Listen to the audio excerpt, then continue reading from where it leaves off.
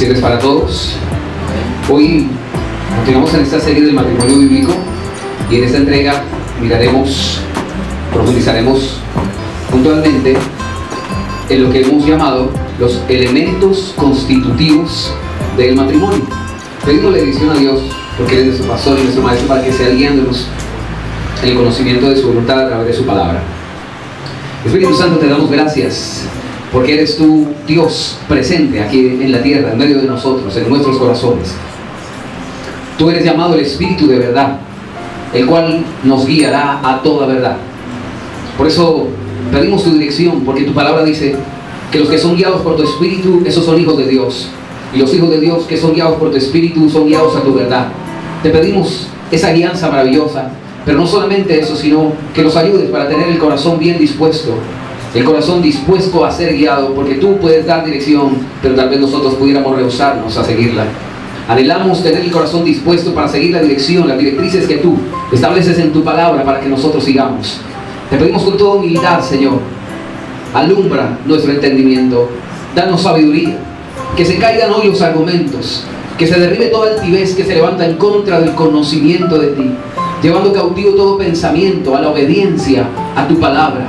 Que nosotros podamos ser verdaderos hijos tuyos hoy, recibiendo tu palabra, tu verdad y tu mensaje con toda solicitud, en el nombre de Jesús. Amén y amén.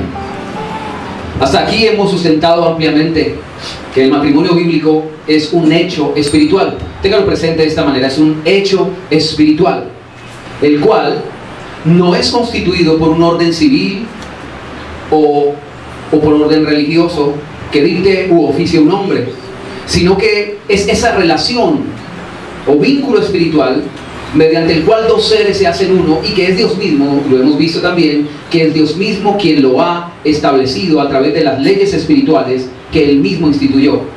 Por eso es preciso que aclaremos detalladamente cuáles son los elementos bíblicos que constituyen un matrimonio de hecho.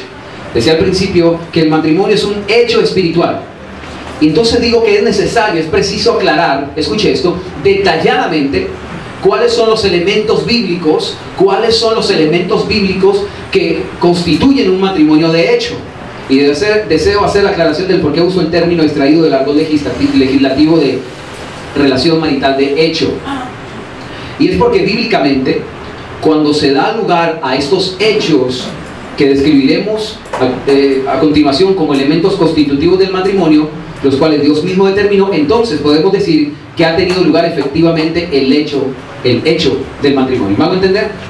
Si el matrimonio es un hecho espiritual, vamos a mirar qué es lo que hace que ese hecho realmente tenga lugar.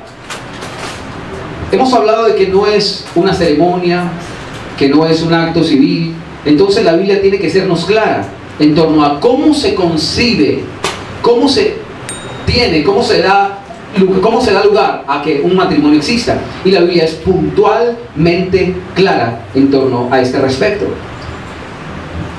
La concepción equivocada de algunos ministros que discurren que el cristianismo es una religión y no una forma de vida diseñada por Dios, la cual está basada en leyes espirituales que rigen el destino de toda la raza humana, hace que sea incomprensible el hecho de que una pareja no esté legítimamente vinculada en matrimonio si no se ha oficiado una ceremonia religiosa o un acto civil.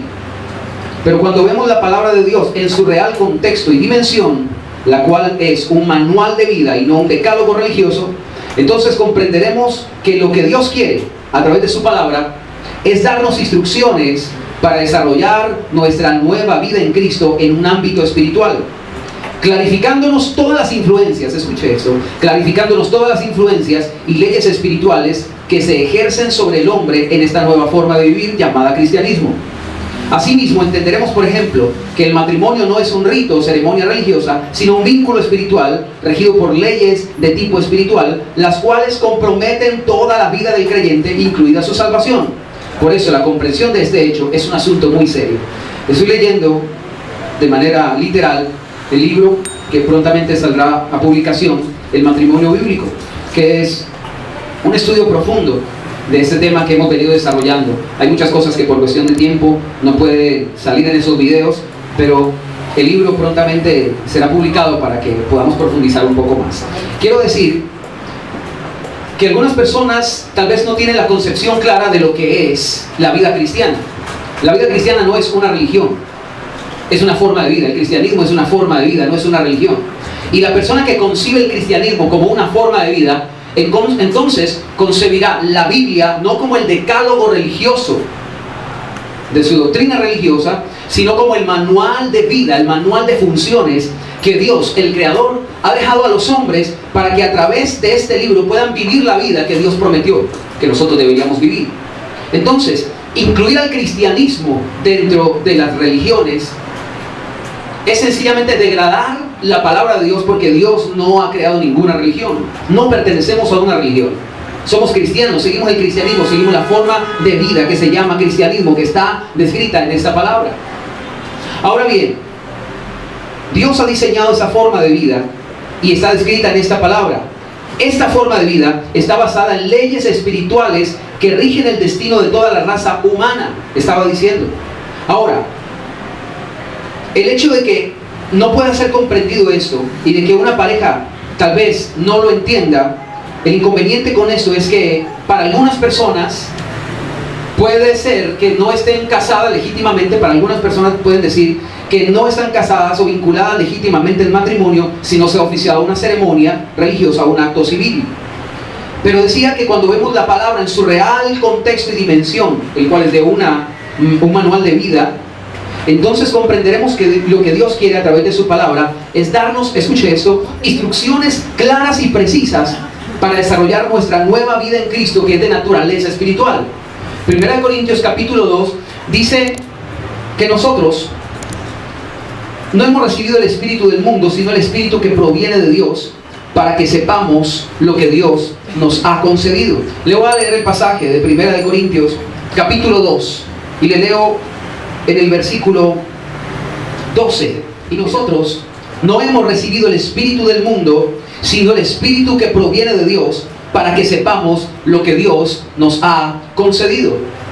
Dice la Biblia en 2 Corintios 5:17 que si alguna persona está en Cristo es una nueva criatura. Todo lo demás pasó y ahora todo es hecho nuevo. Lo que Dios ha hecho, esta nueva forma de vida es nueva. Dios nos ha dado los principios de su palabra para vivir esta nueva vida que Él diseñó para nosotros. Pero aclara que ya no tenemos el espíritu que teníamos antes, y dice aquí el espíritu del mundo, para que andemos como el mundo. Antes de conocer a Cristo la mayoría teníamos religión. Pero aunque creyéramos que la religión nos hacía espirituales, aunque nos sintiéramos espirituales, no por eso éramos espirituales, éramos carnales, vendidos al pecado, porque teníamos el espíritu del mundo, el espíritu religioso del mundo. Pero ahora dice que nosotros no tenemos ese espíritu, sino el de Dios, para que sepamos lo que Dios nos ha concedido. Y lo que Dios nos ha concedido es una forma de vida que es una vida espiritual. Y todo lo que acontece en nuestra vida tiene implicaciones espirituales muy serias, porque involucran al Espíritu Santo que nosotros tenemos dentro. Amén. El versículo 13 de este mismo pasaje nos dice, a renglón seguido, de estas cosas hablamos. Diga conmigo, de esto es lo que nosotros hablamos. El cristiano no tiene por qué sujetarse, y lo hemos repetido hasta el cansancio, no tiene por qué sujetarse a dogmas humanos, a estereotipos y paradigmas que los seres humanos han diseñado de manera bien intencionada, pero simplemente religiosa y no fundamentada en la palabra de Dios. Tal vez la filosofía, la psicología ha pretendido entrar en los púlpitos, y aunque muchas cosas pudieran ser de provecho, no obstante, el cristiano basa su vida con el fundamento de la palabra, no en otra cosa. Por eso dice, de estas cosas son las que hablamos, no con palabras enseñadas por la sabiduría humana, sino conforme a las que enseña el Espíritu. El Espíritu nos enseña a través de su palabra la vida del Espíritu. Y si nosotros pretendemos alterar esta palabra, literalmente estamos alterando nuestra vida espiritual y las implicaciones de tipo espiritual que conlleva vivir esta vida. Alterar esta palabra es alterar nuestro camino, nuestra vida espiritual. De estas cosas hablamos no con palabras enseñadas por la sabiduría humana, sino con las que enseña el Espíritu, acomodando lo espiritual a lo espiritual. La palabra es espiritual, y si mi vida no va a ser de naturaleza espiritual, no se va a hallar cabida para la palabra en mi corazón. El hombre natural, el hombre carnal, va a encontrar siempre una contradicción con lo que dice esta palabra. Lo habíamos visto en un pasaje anterior y hemos vuelto a repetir esto incesantemente. Cuando el Señor Jesús les planteó la situación del matrimonio, el hombre natural que no percibe cómo son las cosas del Espíritu, dijo, si esa es la condición del hombre, no conviene casarse, por la dureza de su corazón. Pero mire lo que sigue diciendo el versículo 14. Pero el hombre natural no percibe las cosas que son del Espíritu de Dios, porque para él son locura. Cuando al hombre natural se le predica la palabra, se va a tirar las manos a la cabeza y decir, pero ¿cómo es eso? Eso no puede ser así. Sí, es así, Dios lo dice, es nuestro creador, es su palabra, por Dios. ¿Cómo podemos nosotros ser tan obstinados y atrevernos a cuestionar el mensaje de Dios? Él es nuestro creador. Amén. El hombre natural no percibe las cosas que son del Espíritu de Dios, porque para él son locura, dice, y no las puede entender. El pasaje dice, y no las puede entender. ¿Acaso Dios no nos ha dado la capacidad intelectual, el raciocinio? ¿Cómo un hombre no puede entender estas cosas? Sencillamente porque no son del ámbito de la razón, son del ámbito de la fe, son espirituales. Y el hombre no tiene, y ya lo hemos visto también con anterioridad en otras entregas, el problema del hombre no es la incapacidad de entender, sino la incapacidad de creer. El hombre no es incapaz de entender, el hombre es incapaz de creer. ¿Por qué? Porque creer significa cambiar sus cuestionamientos, cambiar sus pensamientos, cambiar sus actitudes y sus hábitos. Y muchas personas no quieren hacerlo, sencillamente. Ahora, no las pueden entender porque se han de discernir espiritualmente. La Biblia es un manual de vida y no un decálogo religioso. Dios quiere a través de su palabra darnos instrucciones para desarrollar nuestra vida en Cristo en un ámbito espiritual. Y la palabra nos clarifica todas las influencias y leyes espirituales que se ejercen sobre el hombre en la nueva manera de vivir que llamamos cristianismo. El matrimonio no es un rito o ceremonia religiosa, es un vínculo espiritual regido por leyes de tipo espiritual. Tal vez no lo entendamos, pero tenemos que empezar a despojarnos de los argumentos que antes traíamos y empezar a acomodar y afianzar nuestra mente en la palabra de Dios. Las leyes espirituales que tienen o que rigen en el vínculo espiritual llamado matrimonio, escuche esto, comprometen toda la vida espiritual del creyente, incluida su salvación. Por eso, la comprensión de este hecho es un asunto muy serio. Acompáñenme a la palabra de Dios, al Evangelio de Juan, en el capítulo 3, versículos 5 al 6. Evangelio de Juan, capítulo 3, versículos 5 al 6. Respondió Jesús, de cierto te digo, que el que no nace del agua y del Espíritu no puede entrar en el reino de Dios. Lo que nace de la carne, carne es, y lo que nace del Espíritu, Espíritu es. Decíamos que la Biblia nos habla de las implicaciones espirituales que se ejercen sobre una persona que viene a Cristo. No es solamente aprender una información religiosa cada domingo sentado en una silla, es transformación de una vida, de la vida del Espíritu. La Biblia dice que el que nace del Espíritu, Espíritu es. Ahora nosotros hemos nacido del Espíritu y dice la Biblia literalmente que nosotros somos Espíritu. Ya no vivimos en la naturaleza carnal como vivíamos antes. Y lo que nace del Espíritu es lo que entrará en el reino de los cielos. Gálatas capítulo 5, versículo 25, hablando de esas implicaciones espirituales. Gálatas capítulo 5, versículo 25 dice: si vivimos por el Espíritu, andemos también por el Espíritu. Si vivimos por el Espíritu, andemos también por el Espíritu. La Biblia dice que si nosotros descuidamos la salvación, la podemos perder. Hay gente que un día hizo una oración que le llaman la oración de fe y recibieron a Jesús como su Señor, como su Salvador. Y a partir de ese momento se creen salvos y es correcto. Somos salvos por fe. Pero la Biblia dice que no debemos descuidar la salvación. Este pasaje nos dice, si vivimos por el Espíritu, andemos por el Espíritu. Si recibiste el Espíritu de Dios y eres salvo, ahora tienes que andar por el Espíritu. Y como lo decíamos al principio de este mensaje en la oración, el Espíritu de verdad nos guiará a toda verdad. Los que son hijos de Dios son guiados por el Espíritu. Un hijo de Dios, Dios lo guía a la verdad.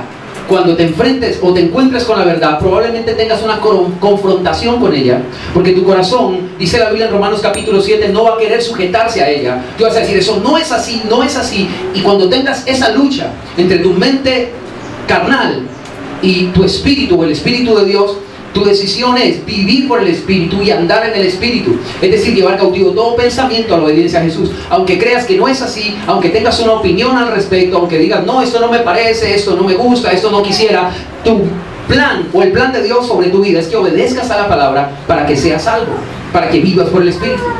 Segunda de Corintios capítulo 5, versículos 17 y 18, lo cité hace un momento, dice, Segunda de Corintios capítulo 5, versículos 17 al 18.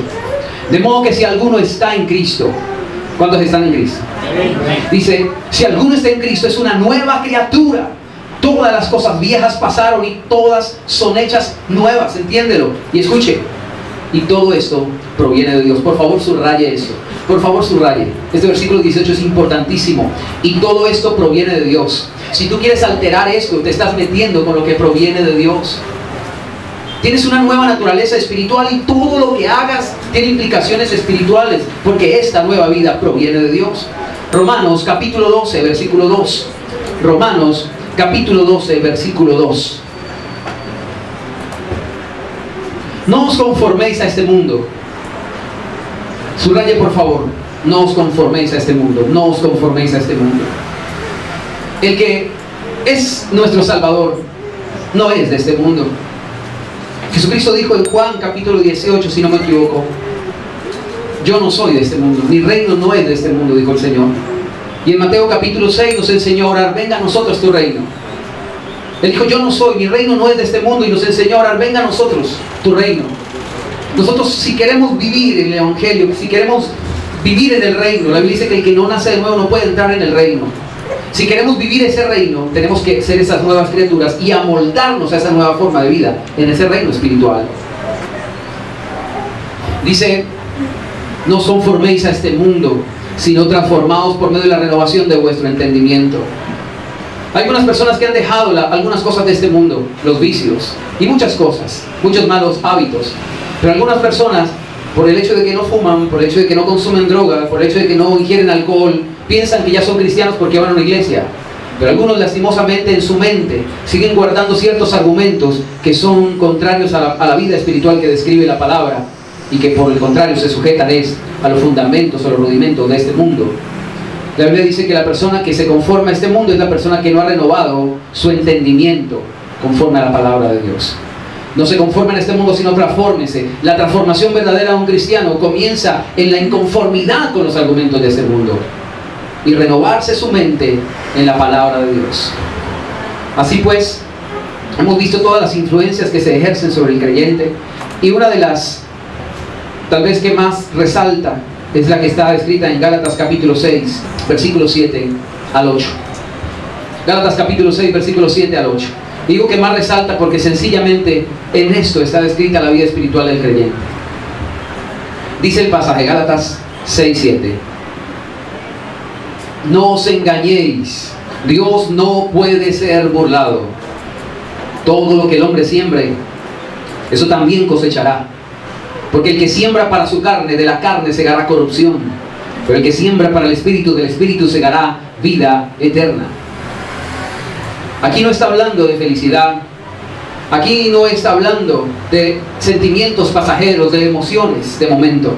Está hablando de una vida eterna. Está hablando del otro lado de la existencia humana. Está hablando del preciso momento en que el hombre separa su cuerpo de su alma, de su espíritu, y se va a encontrar con la realidad que todo ser humano ha de experimentar un día, la eternidad. Y la Biblia dice que la vida eterna, porque la eternidad se puede experimentar en dos posiciones: una la vida eterna y otra la condenación eterna. El Evangelio de Juan describe el Señor Jesús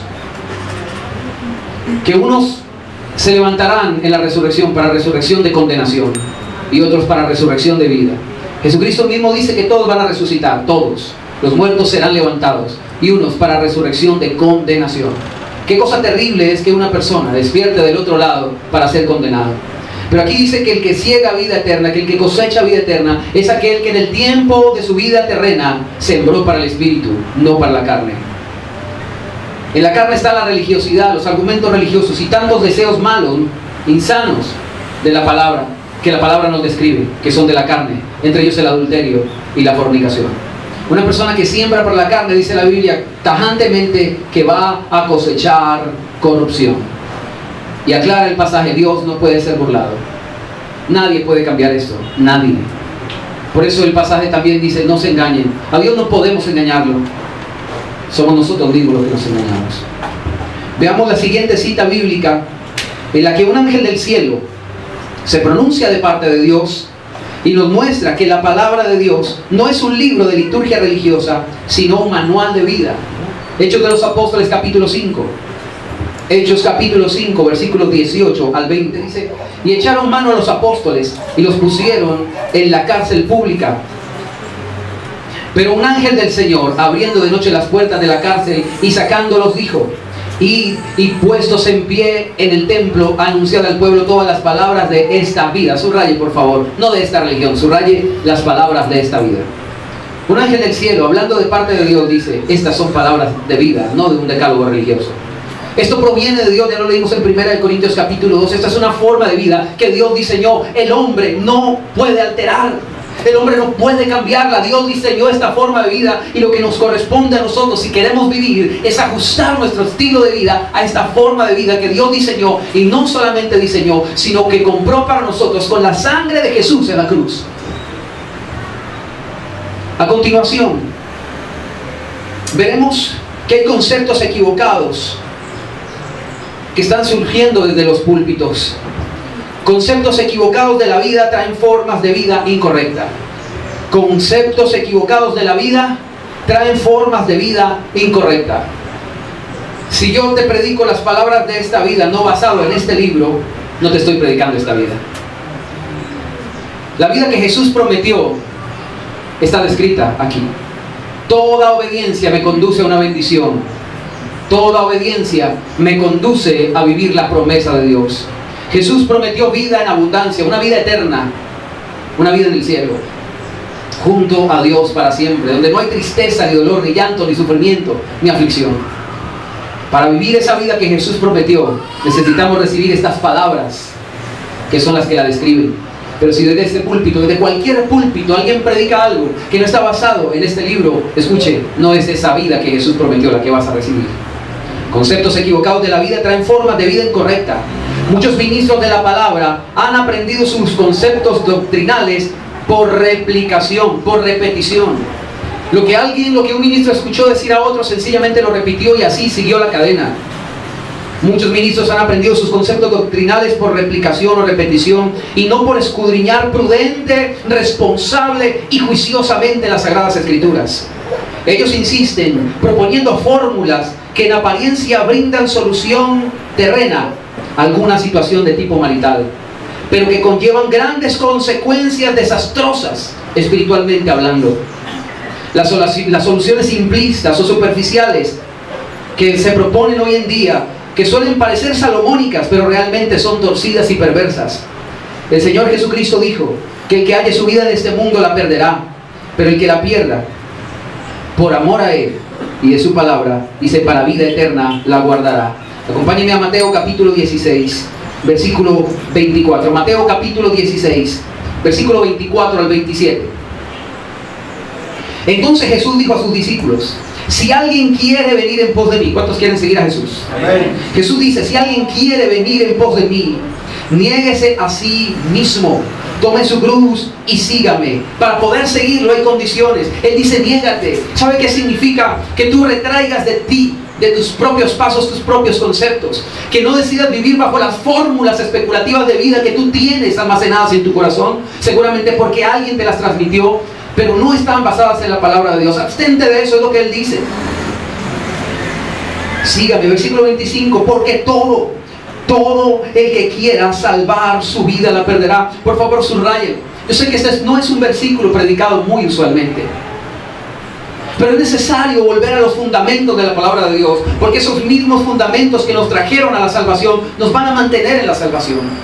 No podemos olvidar estos versículos porque suenen fuertes. Antes son los que van a afirmar nuestro corazón en la sabiduría y en el temor de Dios. Subraye, por favor, versículo 25, porque todo, haga un círculo, todo el que quiera salvar su vida la perderá. ¿Cuántos quieren salvar su vida? Si esa es su decisión, dice, debes perderla. Y todo el que pierda su vida por causa de mí la hallará.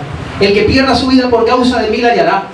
Es que hay gente que pierde muchas cosas, pero no por Dios. Hay gente que pierde su familia por el trabajo. Hay gente que pierde su salvación por el dinero. Pero Jesús dice: el que pierda su vida por causa mía, de la palabra, dice, ese es el que la va a hallar. Versículo 26. ¿De qué le servirá al hombre ganar el mundo entero si pierde su alma? ¿O qué dará el hombre a cambio de su alma? Porque el Hijo del Hombre vendrá en la gloria de su Padre con sus ángeles y entonces pagará. Diga conmigo, pagará. Pagará. Y entonces pagará a cada uno conforme a sus obras. Hermanos, la vida que yo gane o pierda aquí va a ser determinante para el momento que Jesús regrese. Lo que yo haya ganado o haya perdido en esta vida será determinante para cuando Cristo venga, porque Él dice que vendrá con un pago y será conforme a las obras de cada uno. Decía que muchos ministros quieren arreglarle la vida a las personas en este planeta, pero amado ministro que me escuchas, tú que eres un hombre de Dios, un hombre temeroso de Dios, déjame decirte, con el amor de Dios en mi corazón, nosotros no estamos llamados a arreglarle la vida a las personas en esta vida, en este tiempo que le llamamos vida terrenal. Nosotros estamos llamados a hacer que las personas entren por las puertas del cielo, que vayan y ganen la vida eterna, aunque eso signifique que tengan que perder su vida aquí. Tal vez eso significa que ellos no van a obtener los deseos de su corazón aquí. Tal vez eso significa que algunas personas se entristezcan por el mensaje de la palabra. Así como le pasó al joven rico, él no quería escuchar lo que escuchó, pero lo escuchó porque era palabra de Dios, fue el Señor Jesús quien le habló. Y lo único que él tenía que hacer era escuchar y seguir al Señor Jesús. Pero la otra opción siempre está latente: escucha y se va triste. Hoy en día existen congregaciones de todos los tipos y todos los estilos. Cual restaurante aparece el menú de doctrinas sobre la mesa, para que las personas escojan las doctrinas a su placer, a su gusto.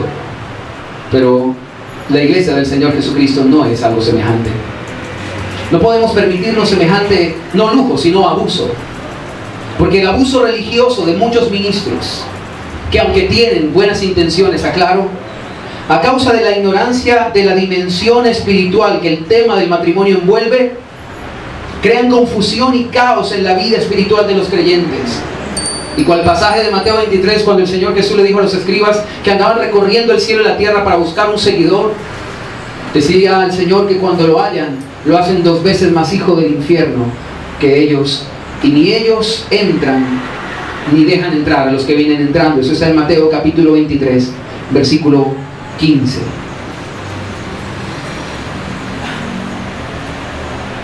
Todo cristiano es honesto y sincero al querer buscar líderes que le guíen a Dios.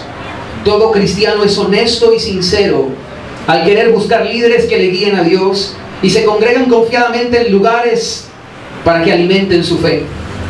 Pero ¿qué sucede cuando estos líderes religiosos, aunque son sinceros, pero no entienden o no conocen la vida espiritual en su real dimensión, entonces le guían en el camino erróneo, aunque con buenas intenciones? No hay nada peor que haber recorrido una gran distancia y luego darse cuenta que le dieron la dirección equivocada. De nada sirve dar grandes pasos, pero en el camino equivocado.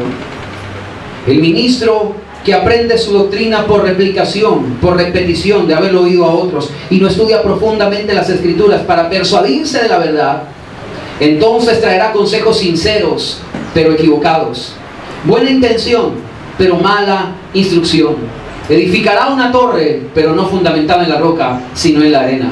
Edificarán torres de Babel, que luego, al final de ser construidas, porque la obra se termina solo al final, como ocurrió en Génesis, la torre de Babel, Dios mismo la destruirá. Por eso dice la Biblia: ¿de qué le sirve al hombre ganar el mundo? Construir, edificar y decir, lo alcancé, lo logré, pero está fuera del orden de Dios. Al final y solo al final, todo será destruido. Por favor, miremos lo que dice 1 Corintios, capítulo 3, versículo 9 al 11. No se puede edificar casa sobre la arena, porque la palabra de Dios infaliblemente dice que esa casa caerá en ruinas. No se puede edificar casa sobre la arena, porque la palabra de Dios infaliblemente dice que esa casa caerá en ruina. Por eso dice la Biblia que cada uno debe mirar cómo sobre edificar.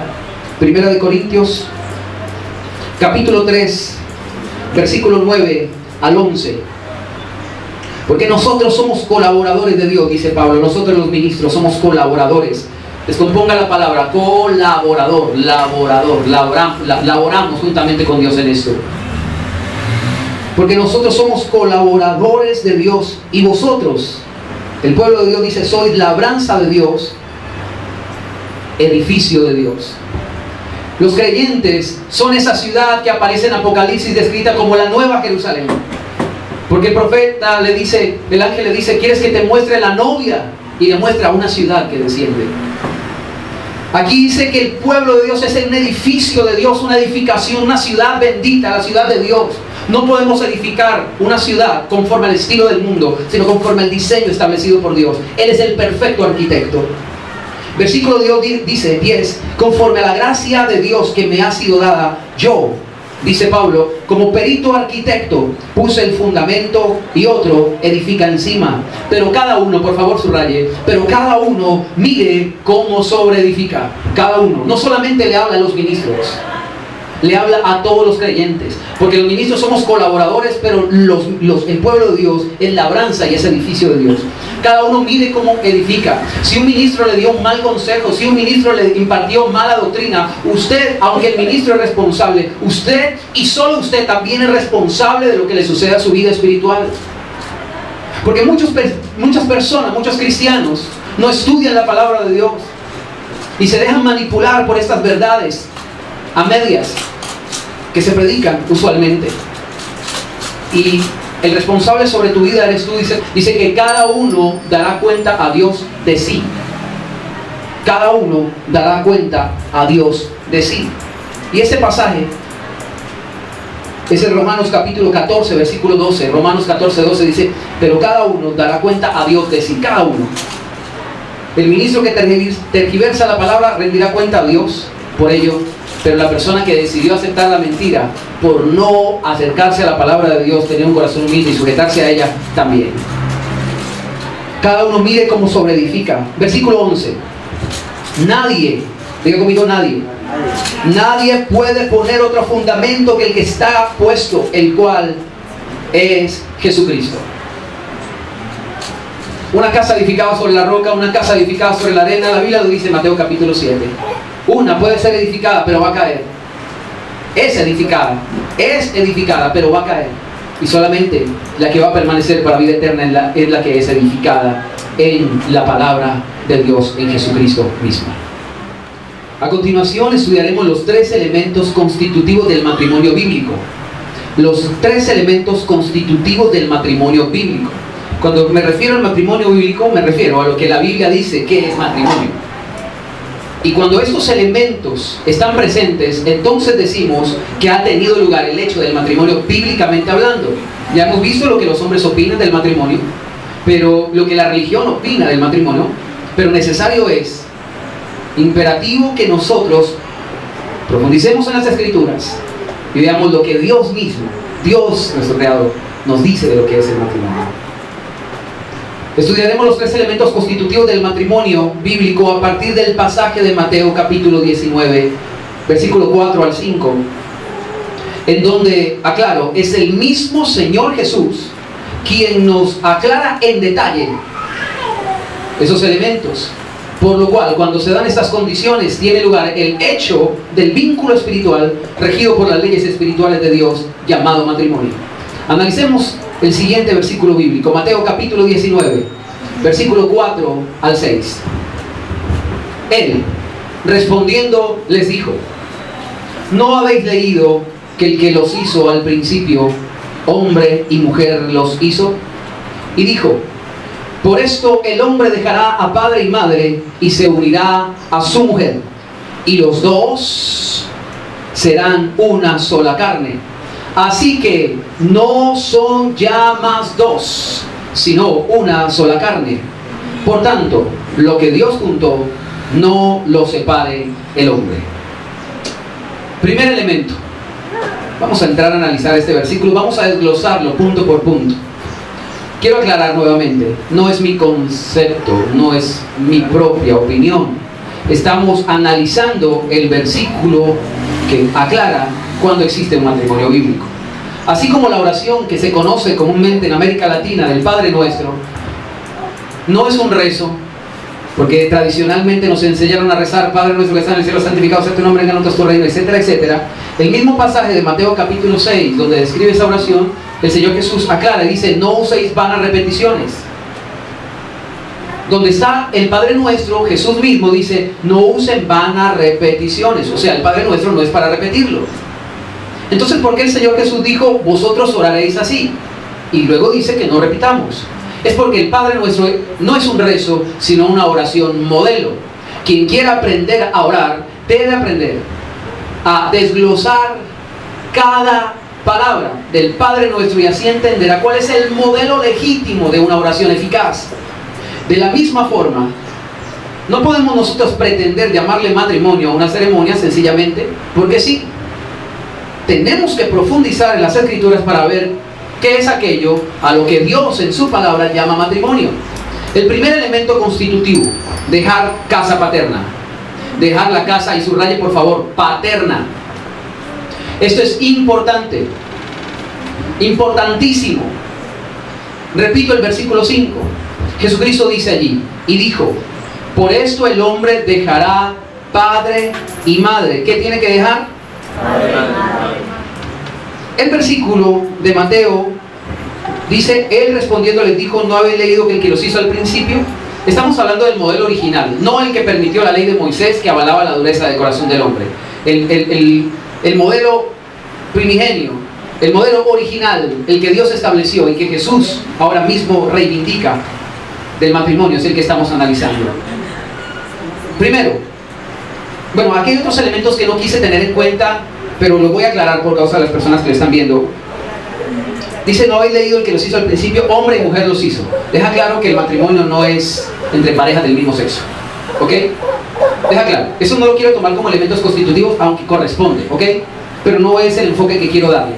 Deja claro que el matrimonio legítimo delante de Dios no es entre un hombre y un hombre, una mujer y una mujer, sino entre un hombre y una mujer, ¿ok? Luego dice: por eso dejará el hombre padre y madre. El orden establecido por Dios en el principio fue que el hombre dejara su primer hogar constituido. Por favor, présteme su máxima atención.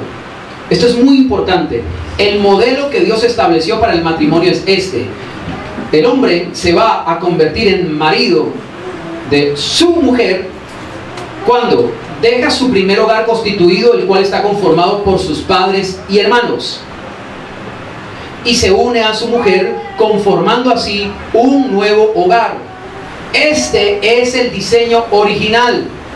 Nótese que en este diseño no establece el Señor que el hombre dejaría alguna otra mujer, algunos otros hijos, porque eso constituiría un recasamiento, sino que el modelo original, y la palabra de Dios es clara tocante a esto, dice que el hombre dejaría padre y madre. El diseño original de Dios para el matrimonio supone que el hombre, entonces, si deja padre y madre y se va a unir a su mujer, y es solo hasta que la muerte los separe, entonces el matrimonio bíblico, el diseño original, supone que el hombre tenga una sola pareja durante toda la vida. Por favor, escuche. Esto supone entonces, con toda claridad, no una suposición sin piso, sino que un ser humano tenga una sola pareja durante toda la vida. Porque aclara que el hombre sale de su casa paterna y se une a su mujer para conformar un nuevo hogar. Presume solo dos hogares para toda la vida: el hogar paterno y el hogar conformado con su esposa, el hogar marital. ¿Me hago entender? Ese es el diseño original. Segundo elemento constitutivo: cohabitación y convivencia. Segundo elemento: cohabitación y convivencia. El versículo dice, Mateo 19:5, y se unirá a su mujer. Y se unirá a su mujer.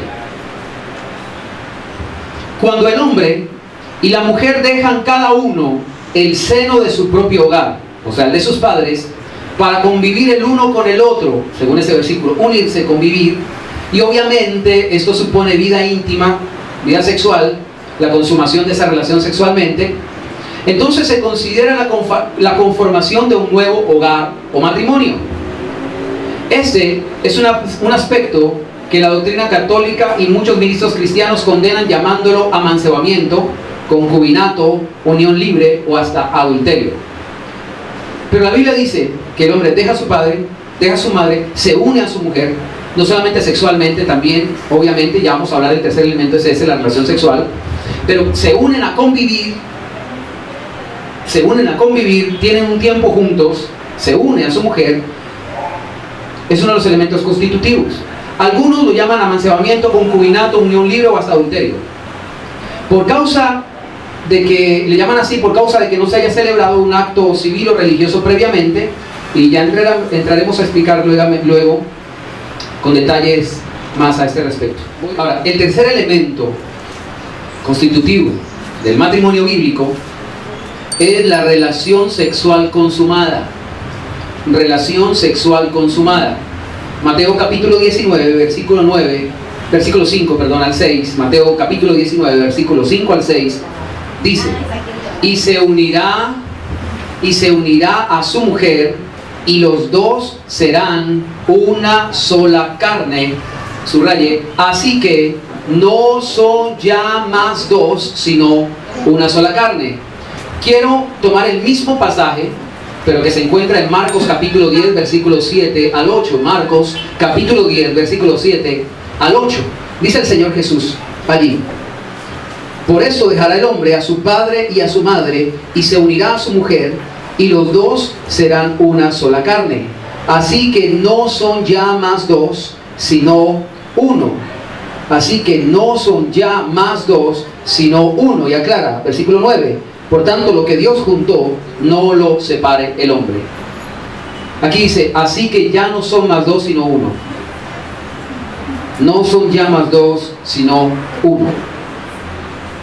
Este es el aspecto más relevante de entre todos los anteriores. Este es el aspecto más relevante de entre todos los anteriores, porque es el que realmente... porque es realmente lo que establece el vínculo espiritual en una pareja. Este es el hecho que establece un vínculo espiritual en una pareja. Es lo que hace que dos seres sean uno, la relación sexual. En este punto es donde el Señor Jesús afirma que cuando el hombre se une a su mujer, y allí supone sexualmente, los dos serán una sola carne, y aclara que ya no serán más dos, sino uno. Entonces dice que los dos serán una sola carne, y que ya no serán más dos, sino uno. Por lo cual, la expresión, por tanto lo que Dios juntó, de Mateo 19:6, por eso esa expresión de por tanto lo que Dios juntó, establece que la unión que tiene lugar mediante el acto sexual es un vínculo regido por las leyes espirituales que Dios estableció. Y por eso dice que es Dios quien ha realizado esa unión, pues es Él quien estableció esa ley espiritual de que dos seres se hagan uno a través de la relación sexual, ante lo cual el ser humano no puede alterar o evitar el cumplimiento de tal ley. Es claro, Mateo 19:6 dice, por tanto, lo que Dios juntó, no lo separe el hombre. Ese es el esquema bíblico para determinar el matrimonio que Dios diseñó. Lo que Dios mismo unió, porque ahí dice, por tanto, lo que Dios juntó. ¿Y qué es lo que Dios junta? Ya hemos hablado un poco al respecto, que dos seres se hagan uno. ¿Y cómo dos seres se hacen uno? A través de la relación sexual, ¿ok? A través de la relación sexual. Y allí Dios dice que lo que Dios juntó no lo separa el hombre. La pregunta que puede saltar aquí es, ¿y qué pasa cuando una persona peca con un acto sexual de cualquier tipo? La relación sexual, un adulterio, una fornicación. ¿Qué pasa? ¿Allí Dios ha unido algo? Eso lo vamos a abordar luego. Pero lo que quiero decir es que cuando el hombre deja padre y madre, no ha conocido ni esposa ni esposo, ¿ok? No conoce a nadie. Cuando se une a otra persona, va a convivir a través del tiempo con esa persona, y obviamente supone unidad espiritual a través del sexo. Hay relaciones sexuales.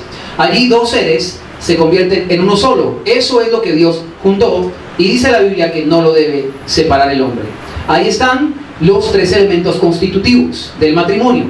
Lo que Dios mismo unió, es la esencia de dos seres espirituales en un solo ser. Este es el vínculo, escuche esto, espiritualmente irrompible. Este es un vínculo espiritualmente irrompible, inseparable. Por eso dice la Biblia que eso que Dios unió no lo puede alterar, no lo puede desunir, no lo puede romper el hombre. No puede. Una separación física de dos cuerpos por un papel firmado no hace que exista un rompimiento, una separación de ese vínculo de naturaleza espiritual. No lo hace. Si un hombre cree que lo hace y entra con otra relación allí, ha cometido algo que se llama adulterio. Y lastimosamente, otra vez, en las iglesias no se entiende lo que es el adulterio. El mismo diccionario de la lengua española para nosotros los latinoamericanos no describe lo que es el adulterio. Y tengo aquí el significado puntual. No es el tema de hoy, pero lo veremos después. Dice que es alterar el orden establecido. Eso es adulterio. Eso es adulterar. Si Dios ha propuesto una ley espiritual, quien quiera a tratar de tener algún tipo de injerencia sobre ese orden establecido, está alterando, adulterando lo que Dios ha establecido. Eso es adulterio. ¿Ok? Porque algunos dicen adulterio, dícese de la relación sexual que una persona casada tiene con otro. ¿Y eso dónde aparece? ¿Dónde? ¿Dónde? Ayer una persona me decía, al respecto de eso que usualmente se utiliza también esa expresión cristiana: ocúpate de tus asuntos, ocúpate de los asuntos de Dios, que Dios se ocupará de los tuyos. Pero eso no aparece en la Biblia. De la misma manera, muchos cristianos están acostumbrados a repetir cosas que en la Biblia no están. ¿Usted ha escuchado decir eso? Es que no se cae la hoja de un árbol sino es la voluntad de Dios. Tampoco aparece en la Biblia. Y aunque estas dos frases que acabo de decir son bíblicas, no están en la Biblia. Significa que están dentro del orden de Dios, o sea, no contradicen el mensaje de Dios, pero no están en la Biblia. Hay cosas que son bíblicas que no están en la Biblia. Otra cosa es decir cosas que no están en la Biblia y que no son bíblicas. Por ejemplo, vamos a mirar el caso del recasamiento. Lo vamos a analizar en la siguiente entrega. Cada vez se va volviendo un poco más profundo, más especial. Vamos a mirar esos casos. ¿Ok? Lo que Dios unió es esa esencia de dos seres espirituales en un solo ser. Ese es el vínculo irrompible, inseparable, excepto por la muerte. Escuche, la unión de dos seres que se hacen uno sí se rompe, pero solo con la muerte. La muerte. Ah, claro, no el asesinato, ¿no? Bien por los que lo entendieron, ¿ok? Ese es el vínculo espiritualmente irrompible, inseparable, excepto por la muerte, del cual Dios advierte, escuche esto, del cual Dios advierte no lo separe el hombre. Dios advierte, no lo separe el hombre. Aunque exista una separación legal, bien sea de tipo civil o religiosa, no obstante, este vínculo es perenne hasta la muerte, es constante, es permanente hasta la muerte de una de las dos personas, porque es irrompible.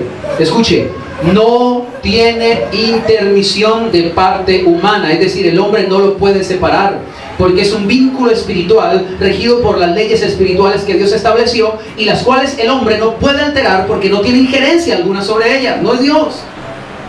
Este vínculo que Dios unió es un misterio en donde dos seres, no dos, no tres, mucho menos cuatro y mucho menos más, se hacen uno solo. Con relación a esto, más adelante abordaremos y profundizaremos el tema del divorcio en la Biblia y el recasamiento. Queda claro que cuando tienen lugar estos tres elementos constitutivos del matrimonio, planteados por Dios Padre en el libro de Génesis capítulo 2, versículo 24, y refrendado por el Señor Jesús en el Nuevo Testamento en Mateo capítulo 19, versículo 4 al 6 y Marcos 10, del 6 al 9, entonces se puede aseverar que cuando tienen lugar estos tres elementos constitutivos, que sin lugar a dudas se ha constituido un matrimonio delante de Dios, porque Dios mismo es el que así lo afirma y establece mediante sus leyes espirituales. Ahora, surge una pregunta pertinente, basada en los versículos de Génesis, Mateo y Marcos, respecto al diseño original de Dios para el matrimonio. Lo llamamos diseño original porque el Señor Jesús evocó el versículo de Génesis 2 diciendo: al principio no fue así. Y la pregunta que salta en este momento es esta: en los pasajes bíblicos donde se establece el diseño original de Dios para la pareja, ¿dónde aparece la celebración religiosa o civil para la constitución legítima de esa relación como matrimonio? en lo que vimos, porque le dije, hay que profundizar en las Escrituras para ver cuáles son los elementos que constituyen. Y Jesús habló, dejará el hombre a su padre y a su madre, se une a su mujer, los dos serán una sola carne. Lo que Dios juntó, no lo separa el hombre. En todo eso, ¿dónde aparece la ceremonia? ¿Dónde aparece el acto civil? Es evidente que no aparece descrita. Y para dar respuesta a esta interrogante, primeramente empezaremos por decir que el porqué de este asunto es el hecho de que Dios nunca ha tenido en su plan fundar ni establecer una religión que esté sujeta a rituales o formas de culto ceremonial, sino que Él ha deseado establecer un pueblo para sí. Diseñó una forma de vida, no una religión. Una forma de vida para que Dios pueda relacionarse con el hombre. No religión, sino relación. Y que ésta conozca el funcionamiento de la operación de las leyes espirituales que afectan directamente al hombre y a las cuales él está sujeto. Como veremos más adelante, la formalización, escuche, esto sí quiero aclararlo, la formalización del matrimonio en una celebración especial en la iglesia es necesaria. Pero no implica que los cristianos estemos sujetos a ritos o ceremonias religiosas como en la tradición religiosa o como en el Antiguo Testamento, sino que practicamos una forma de vida regida bajo leyes espirituales y principios espirituales que Dios ha establecido. Con todo, podría ser que alguien tuviera confusión al respecto de la relación que Dios tuvo en el Antiguo Testamento con el pueblo de Israel, relación que efectivamente estaba fundada en ritos y en ceremonias religiosas. Pero como lo dice el Nuevo Testamento, todo eso era solamente sombra de las cosas que habían de venir. Pero ahora nosotros vemos la imagen misma de las cosas. Es decir, antes veíamos la silueta o la sombra de las cosas, del reino de Dios, pero ahora vemos las cosas como realmente son. Es decir, espirituales, no meramente rituales, religiosas o físicas.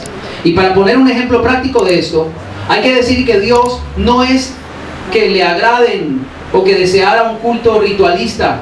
En el Antiguo Testamento, vamos a aclarar esto, no es que Dios estuviera buscando degollar corderos o untar la sangre en distintos elementos del templo, detrás de las cortinas del mismo, etcétera, etcétera, no, sino que todo eso era un símbolo de Cristo, como el cordero que quita el pecado y nos da acceso a la misma presencia de Dios, la cual estaba obstaculizada hasta que el velo del templo se rasgó. No voy a leer unas citas bíblicas al respecto por cuestión de tiempo, pero se las voy a dar. El Salmo 51, del versículo 16 al 17, Salmo 51, versículo 16 al 17, el Salmo 50, del versículo 7 al 13, Salmo 50, versículo 7 al 13, el libro de Oseas, capítulo 6, versículo 6, Oseas, capítulo 6, versículo 6, e Isaías 66, del 1 al 3, Isaías 66, del 1 al 3, y note que todos son del Antiguo Testamento, todos son del Antiguo Testamento.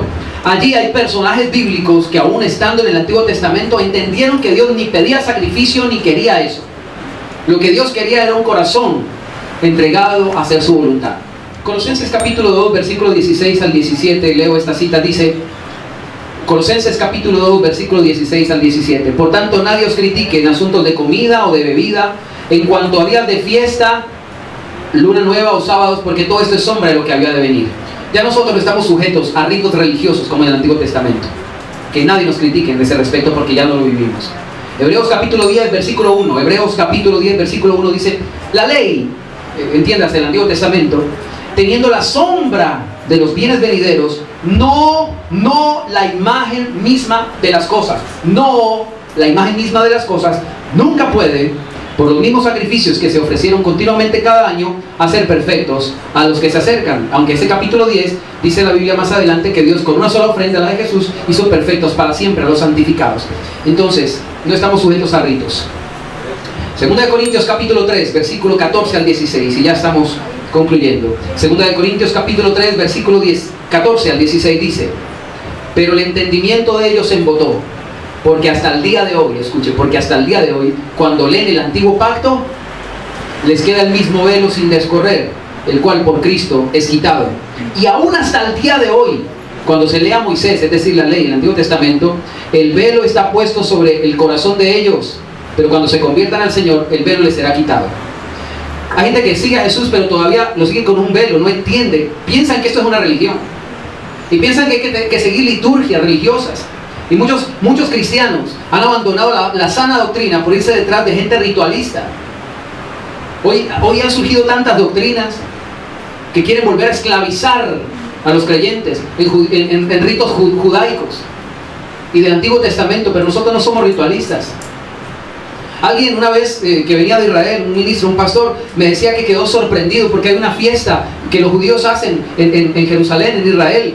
Y él decía, pero tanto amor que le tienen a la palabra. Decía, me impresionó el amor que le tienen a la palabra. Yo dije, pero ¿cómo él supo el amor que le tiene a la palabra? Cuéntame. Y él dijo, mire, que allá hay una fiesta en donde ponen la Biblia, la Tanaj, el Antiguo Testamento. Bueno, los conversos en Cristo, los judíos mesiánicos, ponen la Biblia en la mitad y hacen rondas alrededor de ella y bailan y danzan y le hacen una fiesta a la Biblia. Mira cómo aman la palabra. Eso no es amar la palabra.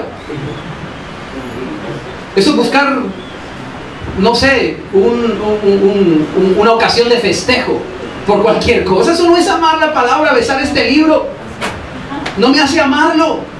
Hay gente que lo besa, en los ritos religiosos lo besan, dicen palabra de Dios, y no obedecen ni se sujetan a nada que esto besa. ¿Me hago entender? Como segunda medida, en el pasaje donde vimos que Dios muestra su diseño original del matrimonio, no aparece el acto civil o el rito religioso, precisamente porque no es una ceremonia religiosa lo que hace que dos seres sean uno. Ese es lo que describe este pasaje, es lo que constituye un matrimonio en sí, pero no aparece en la ceremonia religiosa, porque no es eso lo que hace que ocurra en efecto un matrimonio. En síntesis, la constitución legítima de un matrimonio no está dada por un oficio civil o una ceremonia religiosa, sino porque tienen lugar los tres elementos constitutivos del matrimonio que Dios estableció. Entre ellos el vínculo espiritual de ser hechos de dos, un solo ser. Así que deberíamos empezar a llamar matrimonio a lo que Dios en su palabra llama matrimonio y no lo que los hombres llaman así. El matrimonio, como ya lo hemos afirmado hasta la saciedad, lejos de ser un rito o contrato civil, es un vínculo espiritual que solo Dios logra realizar mediante sus leyes espirituales establecidas, las cuales claramente están fijadas en el versículo de Génesis 2:18, Génesis 2:21 al 24 y Mateo 19, del 4 al 6, y en las cuales el hombre no tiene influencia, injerencia alguna para alterar, cambiar o mucho menos invalidar. Con esto no se quiere decir que el acto civil o la ceremonia religiosa no debe tener lugar. Aclaro, no, en ninguna manera. De ello vamos a hablar más adelante, no se preocupe, hay un capítulo aparte para mirar el fundamento bíblico de por qué el acto civil ante las autoridades civiles tiene que tener lugar. Pero eso no constituye un matrimonio, pero tiene que tener lugar. Luego veremos el fundamento bíblico y también la ceremonia cristiana, ¿ok?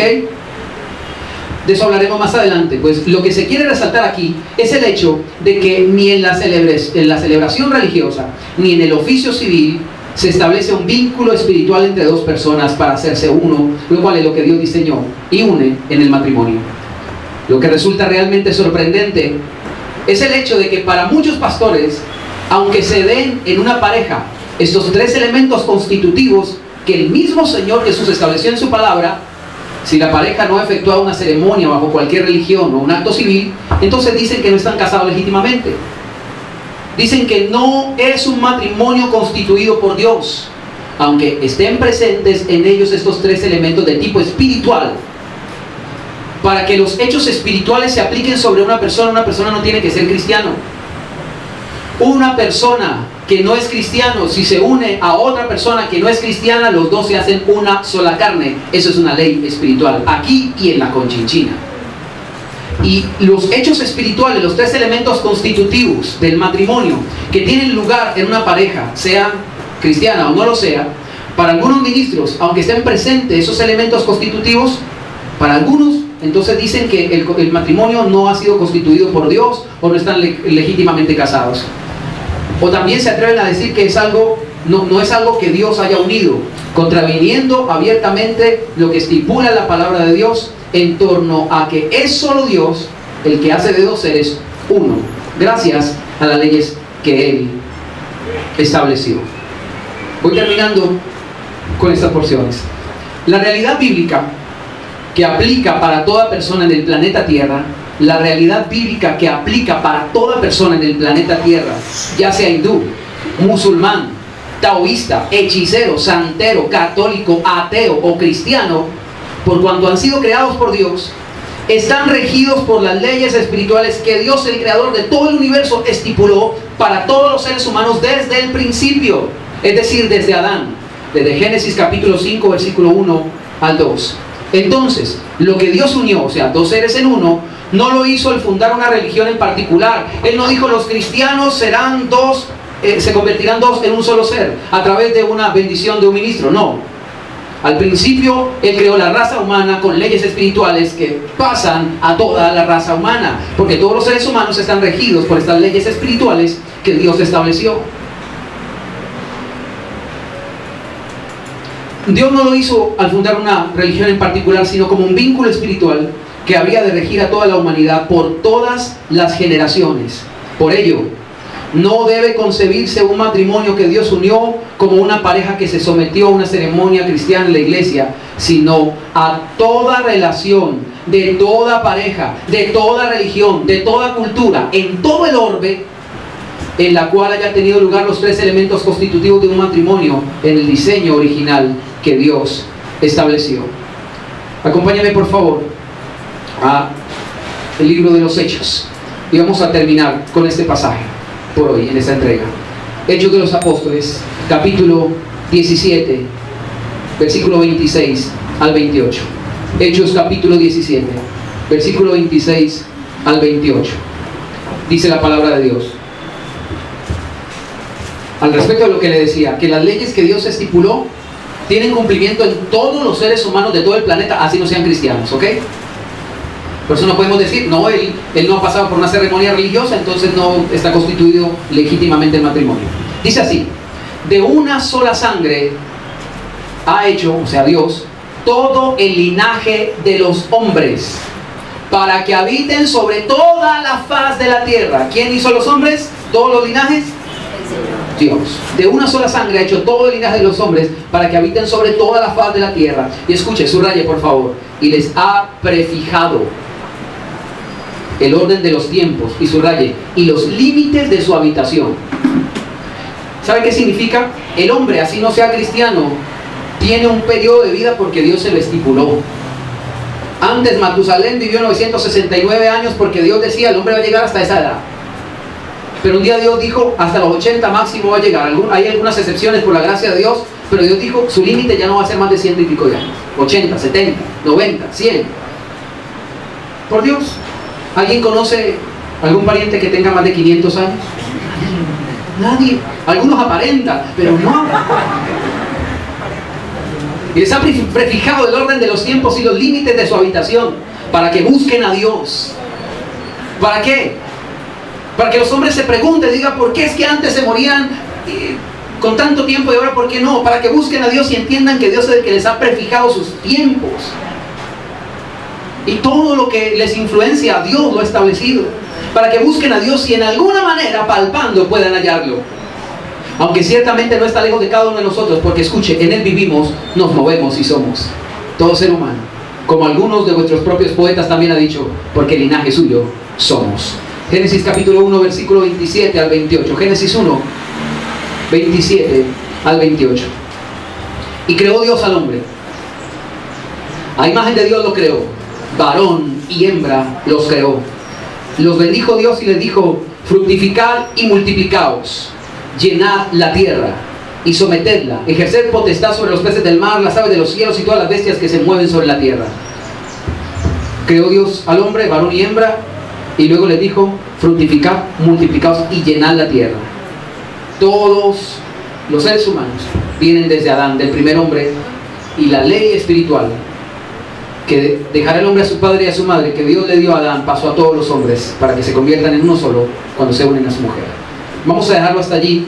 En la siguiente entrega profundizaremos un poquito más al respecto de estos elementos constitutivos del matrimonio, solamente aclarar unos cuantos aspectos, y seguidamente vamos a mirar algo que es bien interesante al respecto del tercer elemento que vimos, qué pasa con la relación sexual.